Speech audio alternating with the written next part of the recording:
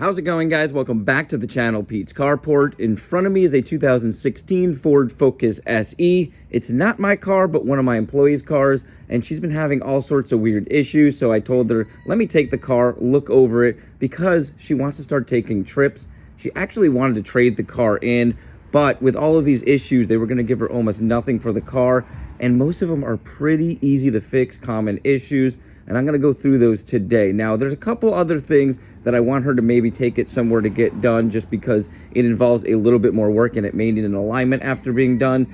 But we're going to take care of some of the things that I've already looked at and determined they're pretty simple to fix. One of the main ones is the sunroof has been leaking into her car and her interior lights don't work. And I'm guessing it blew a fuse out and we just need to clear out the drains. Very common, especially if you park outside, which I'm guessing she does. And then the second big issue that's been coming up lately is a crazy vibration while driving it, accelerating. And I kind of had a hunch that it would be an engine mount or transmission mount.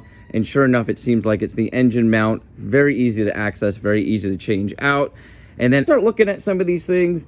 I'll kind of go through the steps that I take and show you guys the results. So let's go ahead and do it. So I went ahead and started up the car. And you can tell there's no vibration right now. But if I just push my hand down here, you can hear the car start to vibrate, and that's kind of the noise that she's getting when she takes off. And that is right above this engine mount here. Commonly, these things do tend to go, especially with the age of the vehicle. I think she's pushing upwards of 100,000 miles, and you can tell there. So we're going to swap this out. I've already went ahead and ordered that from the auto parts store, and it's only a few bolts. You do have to pull out your reservoir here, but you can keep everything connected, and that can be slid off to the side. I'll show you guys that. And then I already went ahead and opened up the sunroof, grabbed my air compressor with the gun nozzle on there, and we're gonna probably go ahead and just air out these drains. In the corner here, I think there's definitely one right here, probably on both sides. It's up in the corner here. So we'll blow some compressed air into those drains, probably on both sides, I'm guessing. And then we'll test it out, make sure it's not leaking anymore, and then we'll take a look at the fuse down there. So let's get started, guys. We're up on top of the car, and yes, there is a drain on both sides. Hopefully you can see that. It's down in the corner. Get over here. It's gonna be down where my finger is here. And we're just gonna take our compressed air nozzle, stick that down into our hole, like so.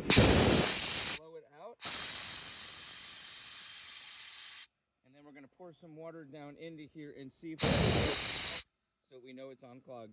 All right, we're gonna go ahead and pour some water down here and test out if the drains are now cleared. Water should flow down, and it is. Let's go ahead and check under the car and see if we're getting drainage, and we are. So that one is unclogged. Let's go ahead and check the other side.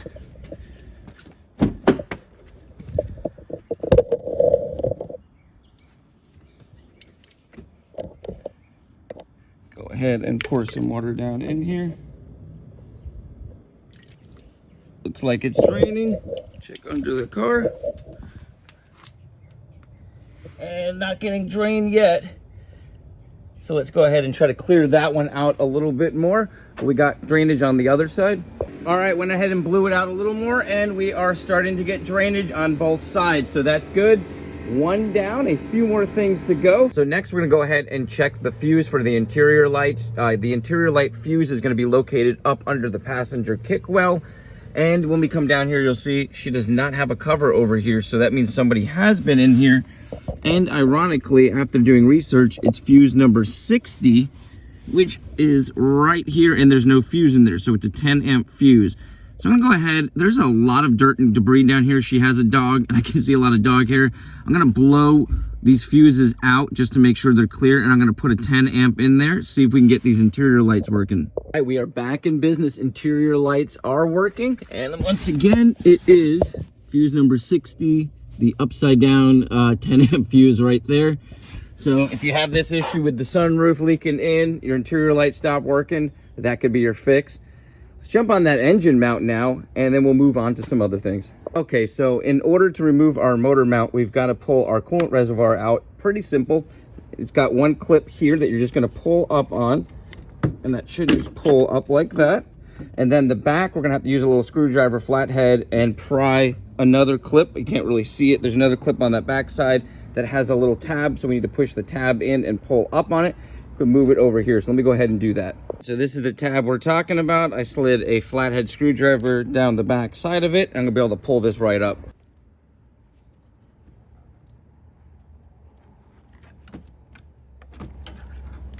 So we want to make sure we support the motor from underneath with a jack, but we need to take this cover off first.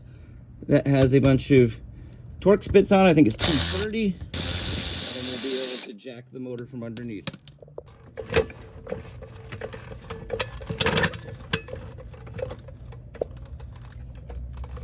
And we're looking just to support it, so we don't need to jack it up in the air. All right, so let's go ahead and pull our engine mount. It looks like a 15 millimeter is what's mounted to the car. And then over here on the engine mount side, it's a 19 millimeter. Let's go ahead and pull those out.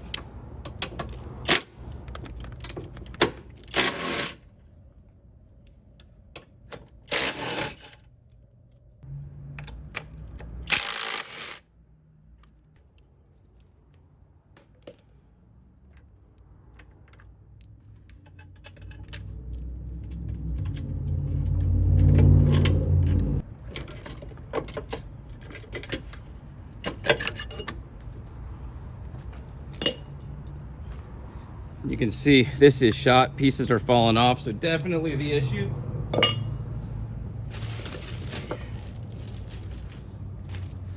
Let's grab our new one, slide it into place. All right. I need to jack the engine up just a little bit to get our bolts on there. The nuts on the top of these bolt studs, and these bolts go right in. All right, let me go ahead and jack the motor up just a little bit.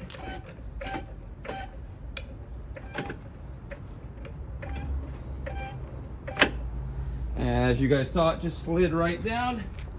Go ahead and get our nuts on.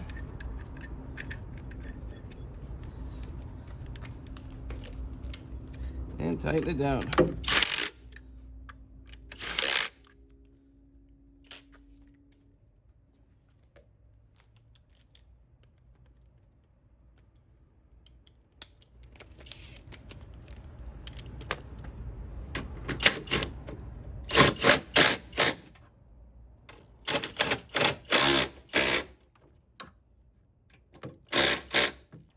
Alrighty, now we just got to put our coolant reservoir back. And we're good to go. I'm actually gonna clean this area out real quick while I got it apart, and we'll put the coolant reservoir back. Guys, I decided since I got that done so quick, might as well clean this engine down, kind of surprise her. So let's go ahead and do that. I'll just zoom right through that, but we can make this thing look a lot better.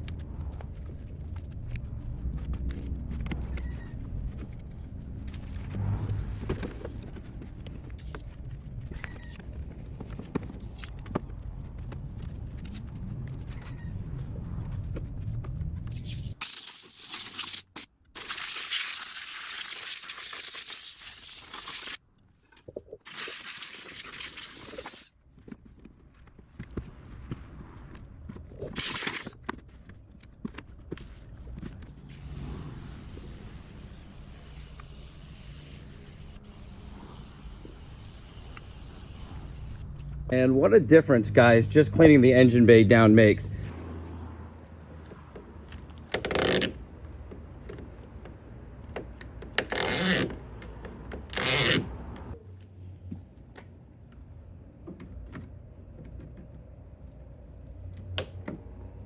Guys, I was trying to finish off the video and top off the coolant, and I've never seen this before. The coolant reservoir cap exploded on the inside, just completely came apart. Luckily it happened now because, like I said, she's gonna be taking this car on a trip, and I know she had a leak, and I'm thinking it was probably leaking from this cap because I couldn't see any other areas it was leaking from.